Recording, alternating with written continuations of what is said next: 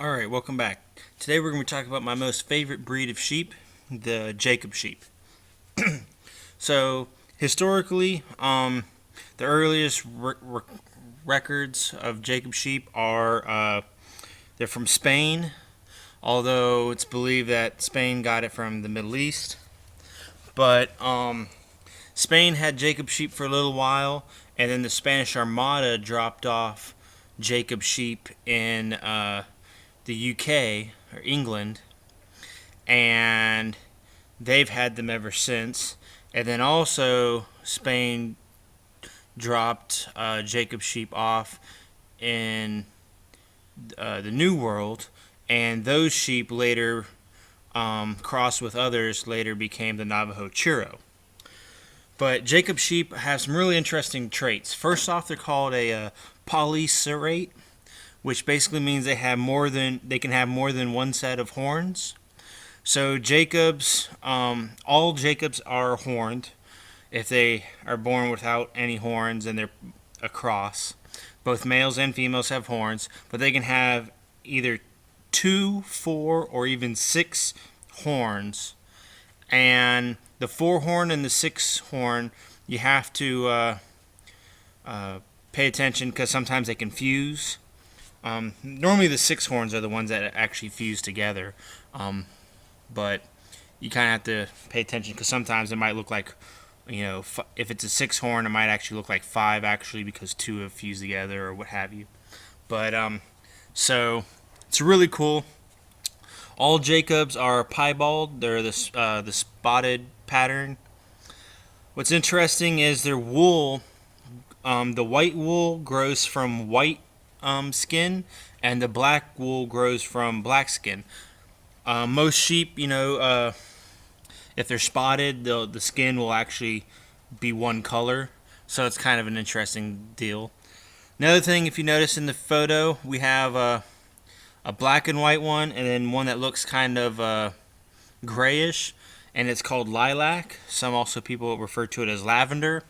It's just like a diluted black instead. So Jacobs, you can register them, and they're either a black and white or a lilac and white, and you can breed them back and forth.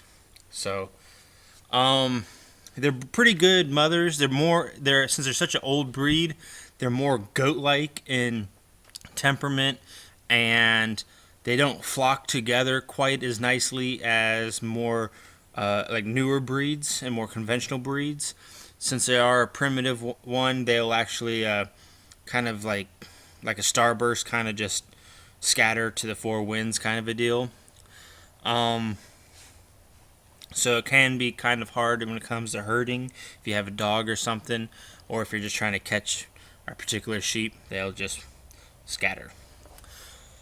And they're pretty inquisitive. Like I said, they're a lot more goat-like in temperament and everything.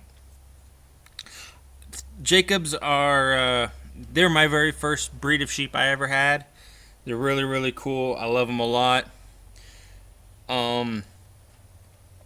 Their wool is, it's considered like a medium grade wool, but it has a lot of people that are hand spinners like it. It's not going to do well in like any kind of commercial application because there's just way too much black in their fleece for like large commercial use.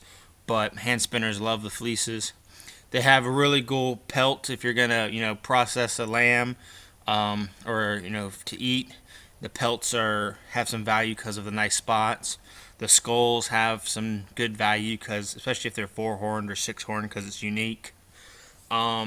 Weight wise, they're kind of a little bit all over the board. You see a lot of like 50 to 75 pound ewes, and then rams anywhere from like 75 up to like 125 pounds generally. We'll get some that are bigger and some that are a little bit smaller. First time moms are going to have singles. After that, you're normally going to get twins or triplets. They're really good with their babies. Take good care of them. Not really good for any kind of dairy application. They just produce enough milk for their babies. But I think they're really cool if you're doing any kind of a petting zoo or educational uses. Great for hobby farms. Great, like I said before, with all the extra things you can do with them if you're processing and things. So, not great if you're trying to do a large scale meat operation because they're just not that big. But for smaller scale hobby farmers and things like that, you can really come up with some cool sources of revenue from these sheep. So, if you're wanting to get into sheep, this one actually might be one you might want to look at because there's some really cool things that you can turn out from them. So, if you have any questions, like I said, always say, comment down below and I'll try to get back to you as soon as I can. Hope this helps, and we'll see you next time.